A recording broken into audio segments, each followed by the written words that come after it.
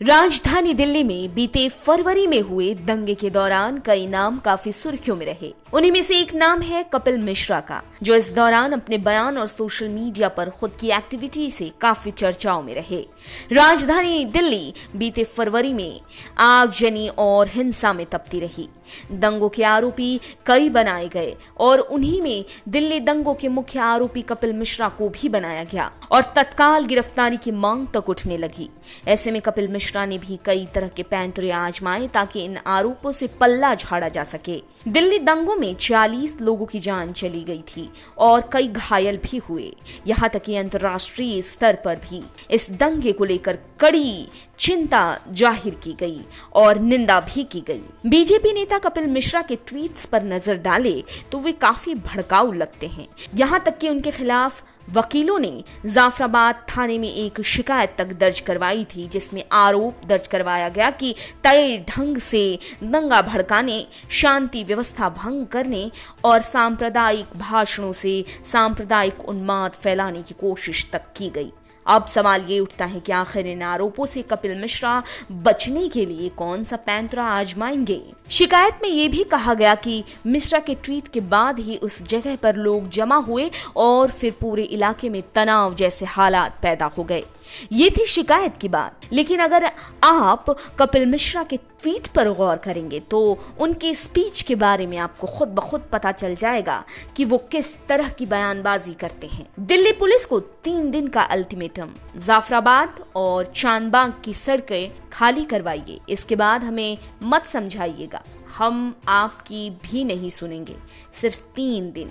इस तरह के बयानों को देने के बाद बीजेपी नेता कपिल मिश्रा खुद को कहां तक बचाएंगे। गौर करने वाली बात यह है कि दिल्ली दंगे के दौरान दिए गए ऐसे बयान के तीसरे दिन बीतने से पहले ही उत्तर पूर्वी दिल्ली के कई इलाकों में माहौल बिगड़ गया। कपिल मिश्रा पर आरोप लगने लगे कि उनके इस बयान के बाद से ही उत्तर पूर्वी दिल्ली के हालात खराब हुए।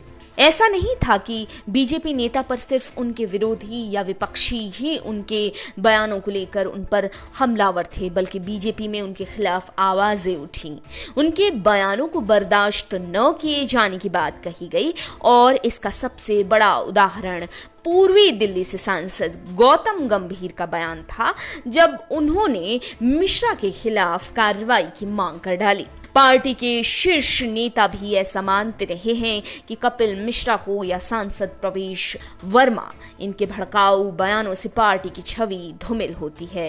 दिल्ली विधानसभा चुनाव के दौरान भी मिश्रा कम विवादों में नहीं रहे, बल्कि चुनावों के दौरान अपने एक बयान में तो मिश्रा ने ये तक कह दिया कि 8 फरवरी को, यानी कि मतदान वाले दिन ही दिल्ली की सड़कों पर भारत और पाकिस्तान का मैच होगा। इसके लिए भी उनके खिलाफ दिल्ली पुलिस ने FIR दर्ज कर लिया था और चुनाव आयोग ने उन्हें नोटिस तक जारी कर दी थी।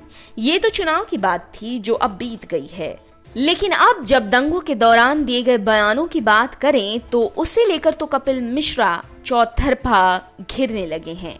आने वाले समय में जब उनके ऊपर लगे आरोपों को लेकर कार्रवाई होगी तो मिश्रा खुद को कैसे बचा पाएंगे, ये देखने वाली बात होगी।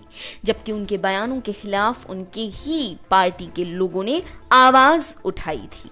आखिर कौन सा पैंतरा आजमाएंगे मिश्रा, ये देखना काफी दिलचस्प होगा।